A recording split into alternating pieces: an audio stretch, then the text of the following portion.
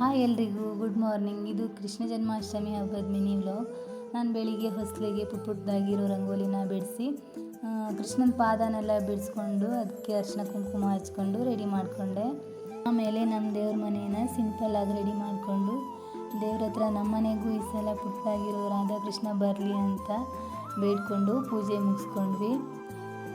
ಆಮೇಲೆ ಸ್ವಲ್ಪ ಬೇಗ ಆಗೋ ಥರ ಪಾಸ್ತಾ ಮಾಡ್ಕೊಂಡು ತಿಂದು ಅಡುಗೆ ಶುರು ಮಾಡಿಕೊಂಡೆ. ಇವತ್ತು ಹಬ್ಬ ಆಗಿರೋದ್ರಿಂದ ಸ್ವಲ್ಪ ಸ್ವೀಟ್ ಮಾಡೋಣ ಅಂತ ಹೇಳಿ ಶಾವಿಗೆ ಪಾಯಸ ಮಾಡಿಕೊಂಡು ಹಬ್ಬದ ಊಟ ಮುಗಿಸ್ಕೊಂಡ್ವಿ. ಸಂಜೆ ಟೈಮಲ್ಲಿ ಇಲ್ಲಿ ಹತ್ತಿರದಲ್ಲಿರೋ ಕೃಷ್ಣನ ದೇವಸ್ಥಾನಕ್ಕೆ ಹೋಗಿ ಬರೋಣ ಅಂತ ಹೇಳಿ ಹೋಗಿದ್ವಿ. ನಾವು ಹೋಗ್ತಿರ್ಬೇಕಿದ್ರೇ ಹುಡುಗಿಯರೆಲ್ಲ ತುಂಬ ಚೆನ್ನಾಗಿ ರಂಗೋಲಿ ಬಿಡಿಸ್ತಾಯಿದ್ರು. ಇಲ್ಲಂತೂ ರಾಧಾಕೃಷ್ಣನ ತುಂಬಾ ಚೆನ್ನಾಗಿ ರೆಡಿ ಮಾಡಿದರು. ಮತ್ತು ಈ ಸೈಡ್ ಗೋಪಿಕೆಯರನ್ನು ಕೂಡ ರೆಡಿ ಮಾಡಿದರು. ನೋಡೋಕ್ಕಂತೂ ತುಂಬಾ ಖುಷಿ ಆಗ್ತಾಯಿತ್ತು. ಅಲ್ಲಿ ತೊಟ್ಲು ತೂಗೋಕ್ಕೂ ಕೂಡ ತೊಟ್ಲನ್ನ ಇಟ್ಟಿದ್ರು. ಎಲ್ಲರೂ ತೊಟ್ಲು ತೂಗ್ತಾಯಿದ್ರು ಅಂತ ಹೇಳಿ ನಾನು ಸ್ವಲ್ಪ ತೂಗಿದೆ. ಆಮೇಲೆ ಒಂದೆರಡು ಸೆಲ್ಫಿ ತೊಗೊಂಡು ಹೊರಗಡೆ ಬಂದ್ವಿ. ಇಲ್ಲಿ ಹೊರಗಡೆ ಕೂಡ ಆಂಜನೇಯನ ದೇವಸ್ಥಾನ ಮತ್ತು ಶಿವಪ್ಪನ ದೇವಸ್ಥಾನ ಇತ್ತು. ಈ ಕಡೆ ಯಾವ ಥರ ಅಂತ ಹೇಳಿದ್ರೆ ನಾವು ದೇವ್ರ ಮನೆ ಒಳಗಡೆ ಹೋಗಿ ದೇವ್ರನ್ನ ಮುಟ್ಟಿಬೇಕಿದ್ರೆ ಪೂಜೆ ಮಾಡ್ಬೋದು.